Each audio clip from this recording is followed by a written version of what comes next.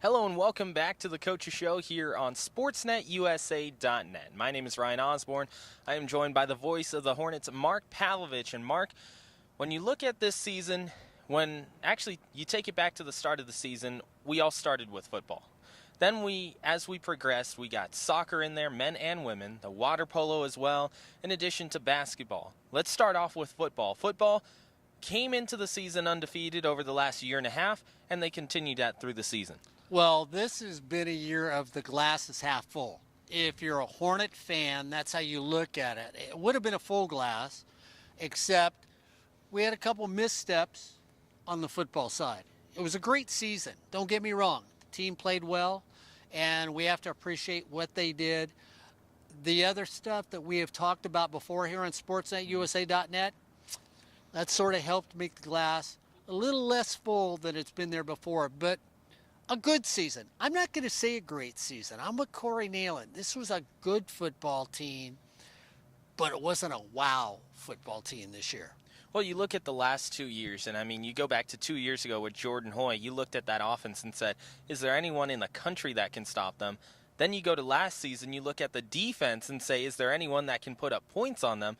This year, it was a team that, as you guys said, good on offense, good on defense, but neither of them really popping out on the page and saying, this is easily the best unit in the country. Well, let's go back to our poll that we do on sports.usa.net where we rank all the teams. And it was interesting. Yeah, you, myself, Corey Nealon, we all kept Fullerton at the top because they were undefeated.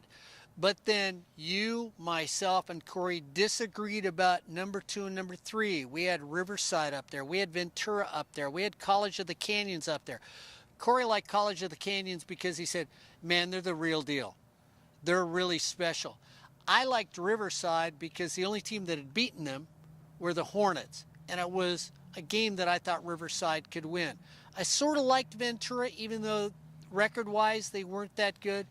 But the reason none of us went, wow, another national or state championship is, I think even you agree on this. We didn't all go, man, the Hornets have some players that no matter what happens, except maybe for Mr. Noble, nobody can beat them. I know the coaches might disagree with us because nobody did beat them, but Ryan, it was a good team.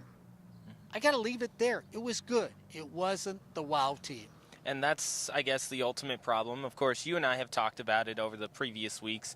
You know, the little conundrum of not going to the playoffs, not really being able to measure yourself against playoff teams in the postseason. But you look at this Hornet team, and it's true, not going to the playoffs. And you look at this team and you go, okay, well, we never really got that chance to see how good of a team they were.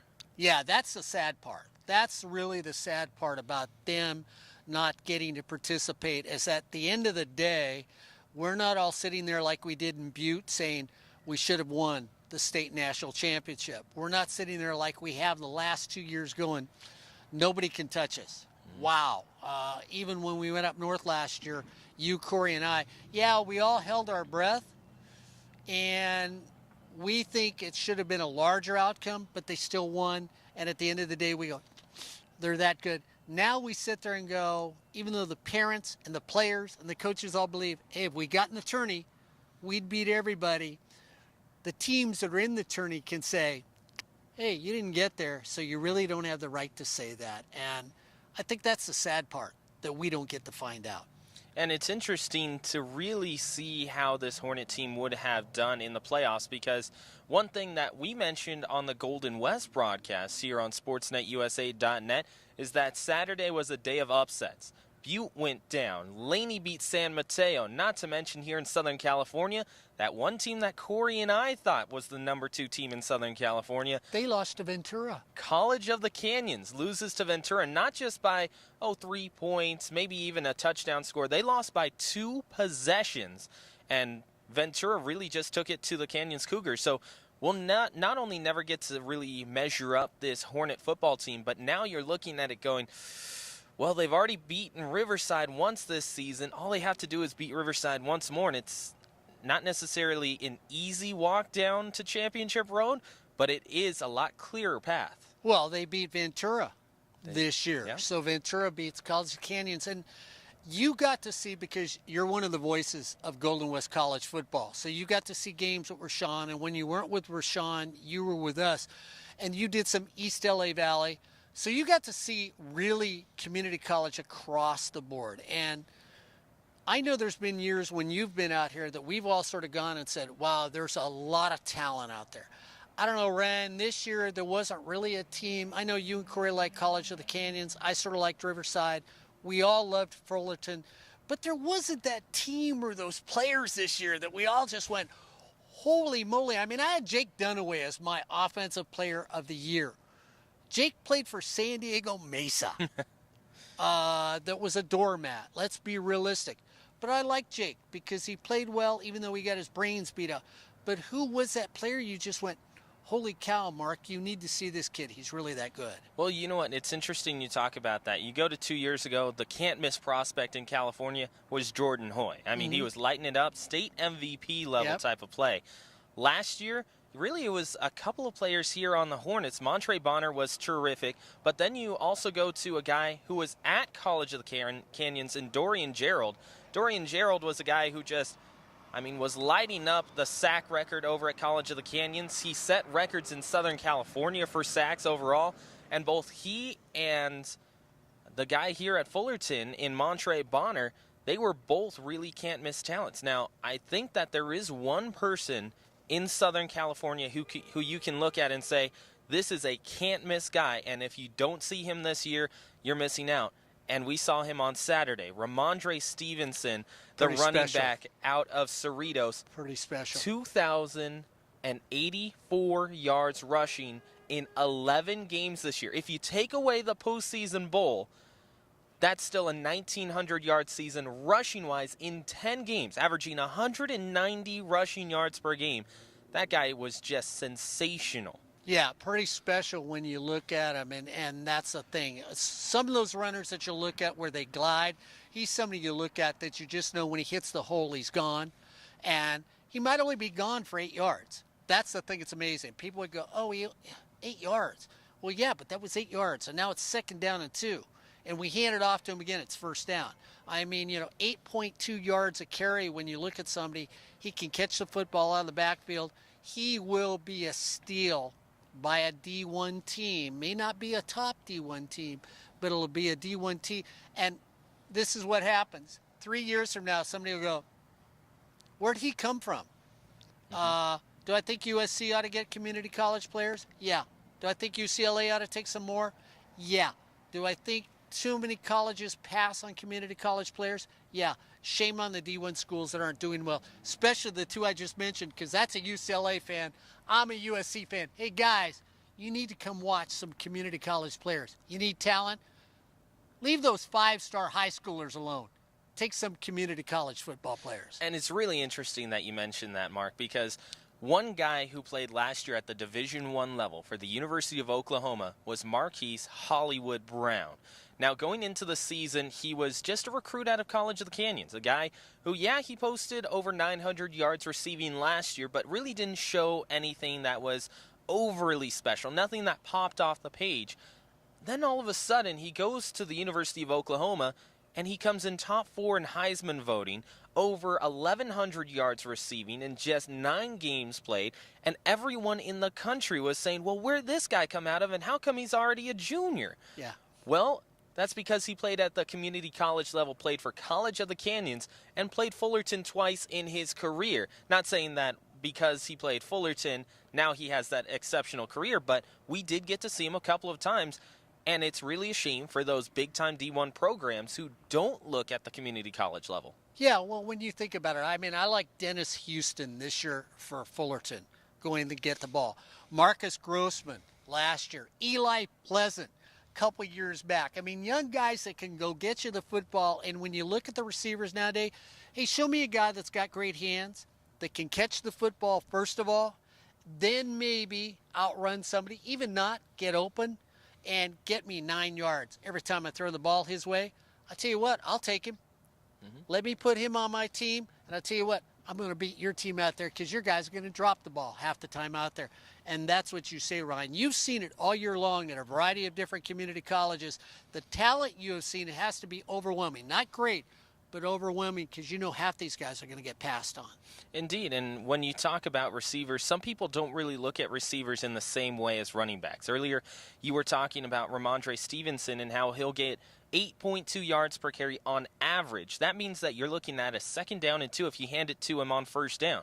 People don't take the same approach to wide receivers. If they're averaging 11 yards per carry, 7 yards per carry, 11 yards per reception, 7 yards per reception, 8 yards per reception, you hand it or you throw the ball to them on 1st down, and you're looking at a 1st down and 1. You're looking at a 1st down back-to-back every time they get the football, and that's something that has presented itself at the community college level over the last, we'll say, 20 years. Yeah, and let's flip it on the defensive side. Somebody like Joey Noble, phenomenal. You don't see him that often. Okay, maybe he's not as big as you'd like, but guys, you work with him. He'll beat you with speed. He'll beat you with nastiness. He'll beat you with tenacity. Give me that in a player. Also, he's a great student. Give me that on top of it. That means he's going to play every game for me. He's a local kid. SC, UCLA, Stanford, Cal. Keep him at home. Don't let him go outside the state. We talk that way about softball players all the time. You know what? It's about time we took California talent and built up our universities and local colleges with the talent here in the community colleges in California. Well, I mean, just this last year, we were looking at a person like Sydney McCullough over from Cypress College, who finishes her 2-year career at Cypress with a national championship, an undefeated season, and a state MVP under her belt. Where does she go? To Long Beach State. Stays with local talent and a nationally ranked team still. And there are these colleges and universities that just refuse to look at community college talent, and it's really a detriment to their program, as opposed to teams that you'll see like at the softball level. Long Beach State is going to the community college level. Cal State Fullerton has recently dipped their toes in there as well. You go to football, I mean, we saw a host of community college players from Fullerton, from Ventura, from Canyons, who ended up playing at Florida Atlantic or the University of Alabama, Birmingham. There are these D1 programs, actually just programs in general, D1, D2, D3, NAIA, that are quality programs, and if they don't look at the community college level, they'll suffer for it. People just realize, they talk about him all the time. They say he might be the best quarterback ever in the NFL. Everybody talks about how he went to Cal. Butte was where he made his reputation. Indeed. Butte is where Cal saw him at. That's a community college in Northern California that nobody knows where it's at. We didn't even know till we drove up there to do the championship. Aaron Rodgers was a star in community college football, went to Cal, and then became a Green Bay Packer. You know what?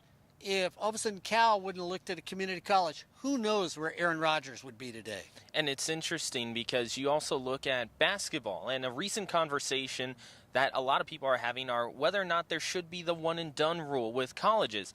Well, community college kind of fixes that, because you have professional teams who look at prospects and say, well, if they don't go to college, they're not mature enough to be able to handle themselves at the professional level. But if they do go to college for just 1 year, are they really going for the academic side and becoming an all well-rounded individual? Community college fixes that, and that's where we switch over to Perry Webster and his program here on campus. Perry, whenever he gets guys from, whether it be high school, bounce backs, wherever they may be coming from, he makes sure that he not only coaches those talents, he coaches them into individual people who can really contribute to society. Well, yeah, and when you look at community college basketball, and I agree with Corey Nealon, they need to expand it. They need to go back a few years so that you get some of the top players that play community college. Michael Cooper, those Laker fans that are out there, hey, Michael Cooper went to a local community college and then went to Utah and then went to the Lakers. Somebody who played there. Ryan, you could go down the Hall of Fame for basketball and find players like that. And I use Cooper just because of what he was as a defensive talent. You could really mold the college programs, again, on the D1, D2, or D3 level using community college basketball players. Perry Webster came out of programs that were championship programs. Perry Webster was a championship player. Perry Webster learned with a championship program down at Saddleback and weaned himself here to Fullerton College, was a play away from winning the state championships a couple years ago. And now you look at the team this year, I don't know. I think Fullerton looks pretty loaded this year for Perry Webster. They do indeed. And when we're talking about community college impact, it may not just be that one specific talent that comes to community college and then moves on that has the impact. It may be their kids. And that's something that we saw during the Walt Simon Memorial Classic. Miles Simon, his dad, Walt, played for Fullerton College, coached at the community college level, and coached at the NAIA level. Well, Miles grew up practicing, taking shots at the Fullerton College Hornets Nest, which is just a short walk behind us.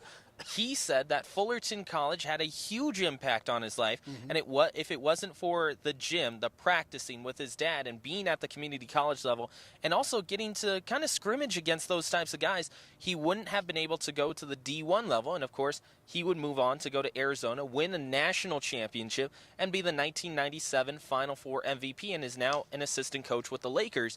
The community college effect that you see when you have coaches like Perry, when you have coaches like, Andy Ground, like you were mentioning at Saddleback, and we saw him at this Walt Simon Memorial Classic. When you have those coaches, it may not even be the impact that's immediate to that player, but it will impact the community overall down the line. Well, and let's look at some of the other sports out there. I mean, Gina Bevick, we talk to Gina all the time. You look at the cross-country teams, that obscure sport that nobody loves to talk about. Hey, guess what? The women win their conference, and we've got two runners going to the state championships as a runner. Will they take that sport of cross country, be able to be picked up by a school along the way and get their degrees because there's some of the nuttier people out there? Let me tell you, I can say that. I used to run cross country. It's a lonely sport. But look what they've done. Even on the men's side, they had a good season. Not as good as the women. The women had a great season.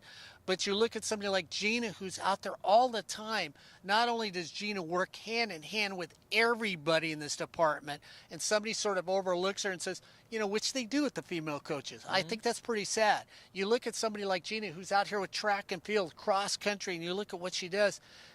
These are the coaches that make sure people get out there to really be championship programs.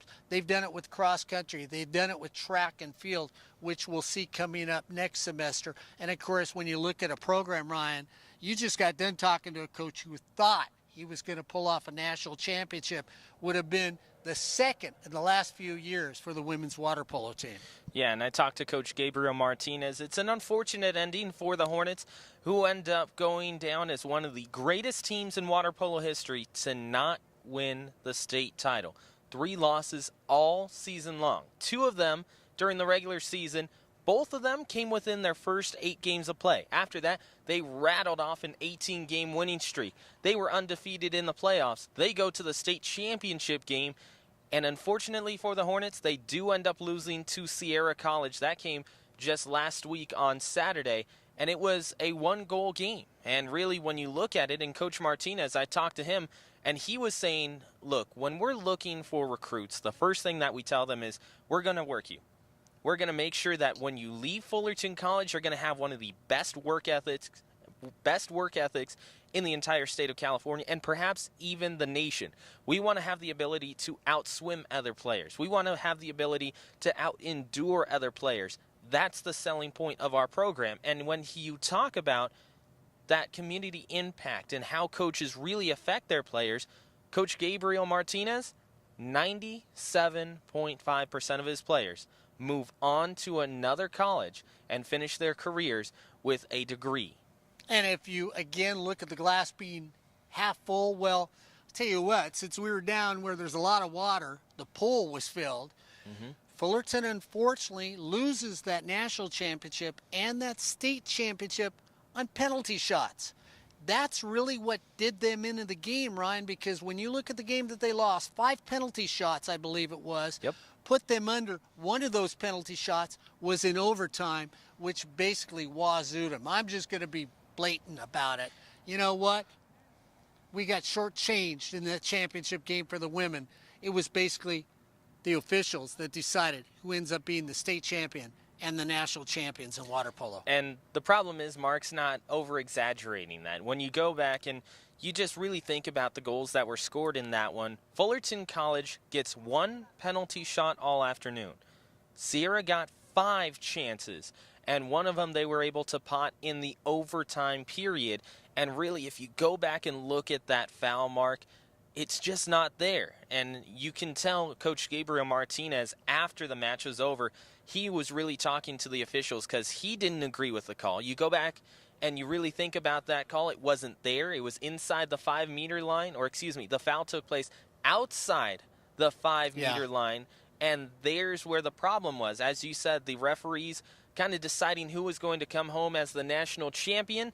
Well, that's where they did it. They ended up calling a foul that shouldn't have been inside the 5-meter line. Maybe an exclusion, I'll give them that, but it should not have been a penalty. Yeah, once again, so when you look at the officials, well, they sort of dipped in to that ring of possible championships on 2 separate occasions with football and now with water polo, and take away a championship. Of course, you look at the men's soccer team, hey, they're continuing to roll. They've still got an opportunity as they won their last playoff game, so they're rolling in the right direction. We're on a little break.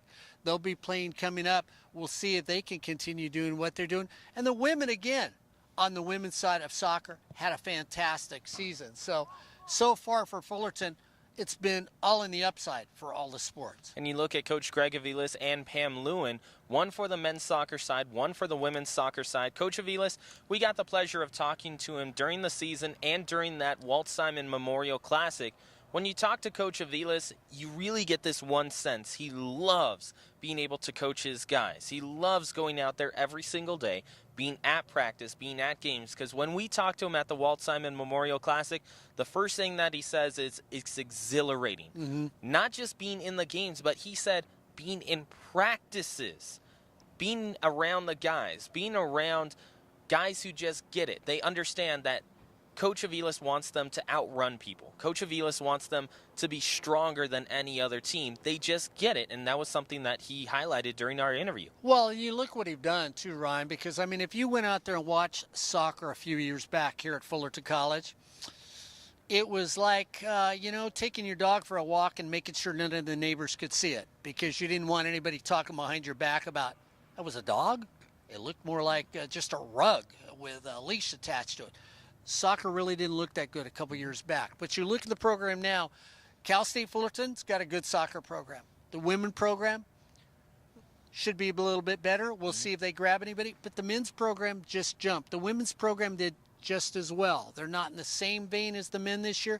But you had 2 coaches that really have established another sport for the Hornets. Yeah, there's certain colleges you would say, football, Fullerton College. Soccer, Santa Ana College. Water polo, well, maybe Golden West College, because the men won what? Their 30th national championship? Their 30th straight conference championship, their 3rd straight national title, and 15 out of the last 25. So, I mean, there's certain sports that go with certain schools, but now with Fullerton, you can talk football, you can talk cross country, you can talk water polo, and now in your case, so you're talking about, you can talk soccer. Yeah, and when you talk about soccer and Santa Ana and Fullerton in the same sentence, it's no longer something where you go, okay, you have Fullerton, and then you have Santa Ana. Fullerton College men beat Santa Ana in the head-to-head overall matchups in the Orange Empire Conference this season. The women did it as well. This is a soccer program, both men and women, here at Fullerton College that is not only on the rise, but as you said, Mark, perhaps is already established at this point, considering that the women lost 4 matches all season long, had 16 wins under their belt. The men, 18 wins, 2 losses in regulation overall. Both of these 2 teams were spectacular during the season, and for one of them, going farther than any other Fullerton College soccer team. Yeah, and that's really, really special. Of course, we talk about a sport that I love and I think is one of the special sports. Corey Nalen just ended up getting a beautiful set of golf clubs. Maybe one of these days I'll talk him into going back to a golf course and he can show us Okay, I'll just talk him to going back to a golf course. We won't let him play. But you look at the women's golf team. I watched with the women's golf team, and I'm sorry I don't remember her name right now, but our number one golfer ends up winning the state championship as the individual golfer this year. Holy cow. I mean, a sport that just, well, hey, it was here. Yeah, we offer it. We don't really know. We walk away with a state championship. And it's interesting. That's her calling me to tell me her name. And it's interesting because you look at golf, and as you mentioned, Mark, it's something that just really hasn't been, we'll say, as prevalent here at Fullerton College, but it's been in the background. And one thing that it really showed this year is that, well, you can't necessarily just look at a team like a Mount Sac. You can't look at a team like a Golden West College anymore and say, oh, okay, it's automatically going to go down the way. Now for Fullerton College, they have shown they have quality programs all around, and golf is also establishing themselves. And when you talk about these coaches who are out here every single day, I mean, we talked to Roger C. at the Walt Simon Memorial Classic, and he was the men's basketball coach. At one point, he coached golf. At one point, he coached tennis. A lot of these coaches double up on teams as well, and they just have this significant positive impact, and you see it with a state title. Well, and I mean, let's really call them who they are. They're educators, Ryan. They're educators. They don't get enough love for being educators. They teach classes. They make sure their students graduate. I know everybody's going to pick on a student athlete. Oh, yeah, we hear story after story about one-and-dones in basketball. We see football players playing a couple years, and then they go because the money's there. But how many football players that you know about and I know about, we read the stories that they went back to college and finished their college degrees. Even basketball players. Hey, Shaquille O'Neal went back to LSU after he got done with his pro career and during his pro career and got his master's degree. It wasn't somebody that came back out of basketball and said, okay, give me my money and don't go back. You can find professional athletes that have done that. So, you know, give a little love to the student athlete that's out there, but give more love to the coach who is an educator that's out there. They don't get the credit. They don't get the love. They work their tails off in the classroom and outside the classroom. And it's about time, Ryan, when you talk about the coaches, they also realize that they're out there making sure those young men and those young women get those AAs and move on to get the BAs or their MFAs. And that's also the thing with all these coaches is that not only are they just talking to the athletes, they're not talking at the athletes. They're talking to the athlete. Why? Because they've been there. They were the student athlete. They ended up going back and getting their teaching certificate or their bachelor's or their master's, as we've seen from some of the coaches here on the Fullerton College football team, also on the basketball teams as well. These are people who they know exactly what these student athletes are going through because they were there. Whether it be 10 years ago, 5 years ago, or 20 years ago, they were in that situation thinking, okay, I've got to make sure I keep up my studies.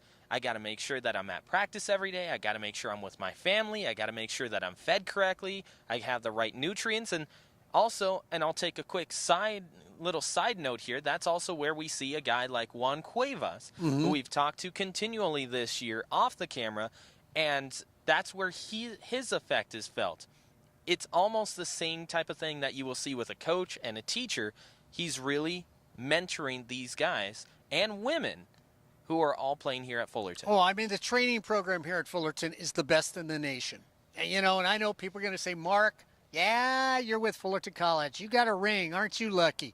No, guys, I mean, everybody that's in the program here as trainers care about the student athletes. And if I'm going to send my child to play at a community college, I want to make sure that if something does happen, that the best person is going to walk up, assess what's going on, and make sure that my child gets taken care of so that down the road, when they get to be my age, they can still walk, and I don't have to worry about it. I tell you what, you want to put your hands around somebody right here and say thank you. It's the entire training group here at Fullerton College that has done an outstanding job for all the athletes of every sport so far we have talked about, except for one, volleyball.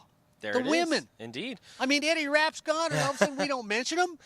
Well, I mean, you look at the women's volleyball squad, as Mark is going to give me, Yeah. a little trash about that later. But no, you look at the women's volleyball squad, they made it to the playoffs again. The first time since 2015, women's volleyball is back in the postseason. Unfortunately, they do end up losing to El Camino, but they had a couple of girls who were all Empire Conference, all region selections as well.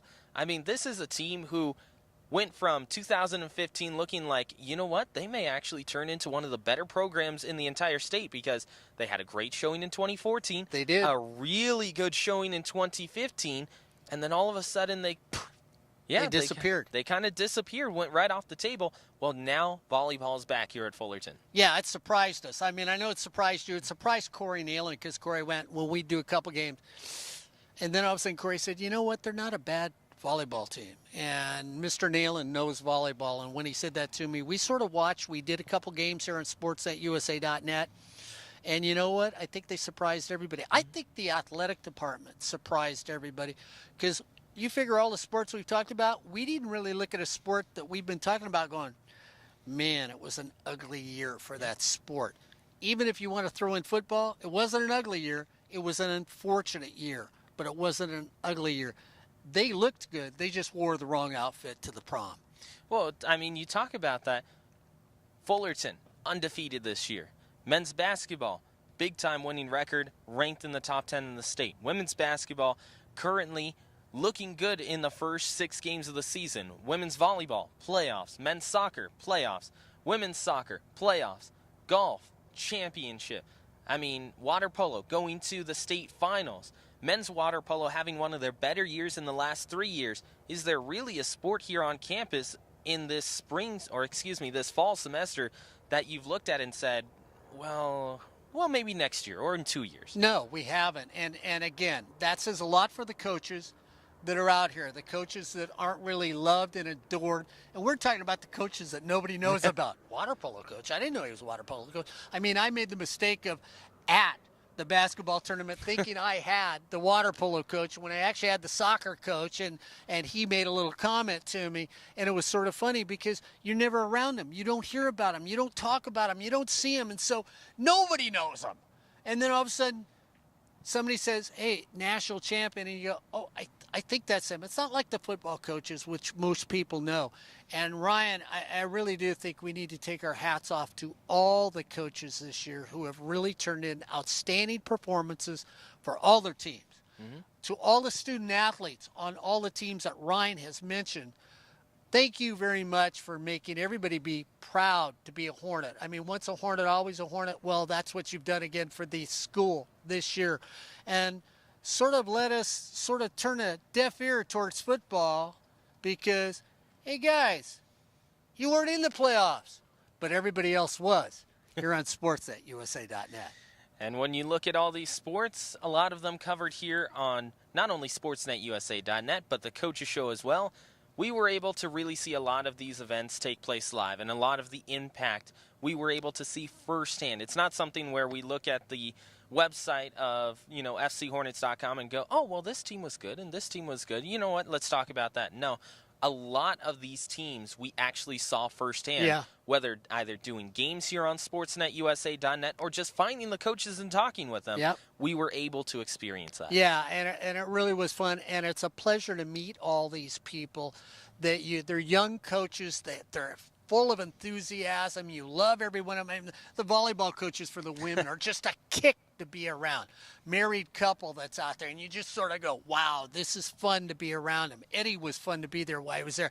You look at the soccer, and you look at the water polo coach, and you go, God, these guys love their sports. You see what's happening in golf, and you go, oh my God, Ryan, we need to get out there and how can we do a golf tournament? Well, maybe we ought to get out there and do water polo. We ought to do a soccer game a couple times so we can get out there through the 145 sports program. If there was more you, me, and Corey Nealon, we'd probably do that, get out there to do it because the enthusiasm is there for these teams. Well, and I'm going to go back to you. You do Golden West College. You've done East LA Valley. This is a man that loves community college to my left. Not because he's still here. He's getting ready to graduate from another university. But you enjoy the athletes and the coaches because you're really around people who care. Indeed. And I mean, you go back to talking about possibly doing a golf tournament. People think, oh, well, golf, I mean, that's just for pay-per-view events, or maybe you'll wake up on a Saturday and watch it. Oh, okay, let's wait until the Masters come around, and then we'll watch some golf. Or whether or not one of the bigger name athletes is playing, oh, if they're not playing, then we're not going to watch. No, here on SportsNetUSA.net, we covered pretty much everything. Why, you ask? Because we were also at a golf tournament over in Glendale. Ed Ford had the coverage there, talking to a couple of coaches, talking to some athletes. Yes, here on SportsNetUSA.net, we do football, and we're the leader in community college football.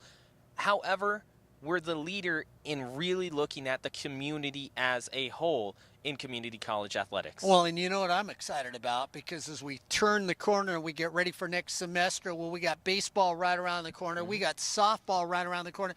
Lacrosse isn't far away. Ryan Osborne and I are going to try and get out and do a little lacrosse here on SportsNetUSA.net, a new sport to community colleges. We got basketball still coming up, as a matter of fact, this weekend. We're going to be out there while you're doing another basketball tournament. Corey Nalen and myself and Noah Alvarez, we're going to be doing a little Fullerton College basketball against Cerritos College. So it's really the other sports. We'll see how those teams are doing. You and I might be sitting here again at the end of the year saying, my goodness, guess what? Except for football, we're 12 for 12 going to championships here on SportsNetUSA.net. So we want to thank everyone who has joined us here on SportsNetUSA.net all season as we get our wrap-up song ready to go. Mark Pavlovich, I am Ryan Osborne. We thank you for joining us here on The Coaches Show on SportsNetUSA.net.